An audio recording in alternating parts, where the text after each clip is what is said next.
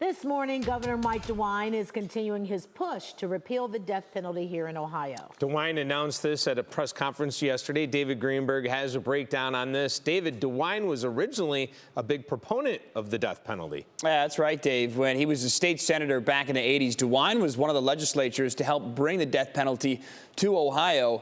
But some 40 years later, and now set to leave his role as governor for the last 7.5, he's looking to make this change on his way out. And having voted for the death penalty, I felt that I had an obligation to explain to people why I now believe that the death penalty is not a deterrent.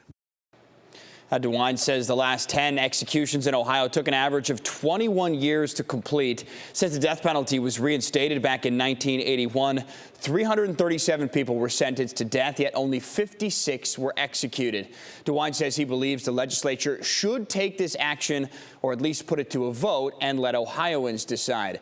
With his term nearly over, it's unlikely he'd have the sway to pull this off in his remaining time as governor. Republican House Speaker Matt Huffman says that he would oppose it. Republican governor candidate Vivek Ramaswamy says he supports it in the most extreme cases, while Democratic nominee Amy Acton says she would take a closer look and listen to Ohioans. You can talk about the death penalty, and you can argue it one way or the other. But the most effective thing to deal with violent crime is to go after the repeat violent offenders and lock them the hell up. Now, he went on to say he believes the justification that he had for voting on it back in the day no longer exists today, Dave. All right, interesting. David Greenberg reporting live for us this morning. David, thank you.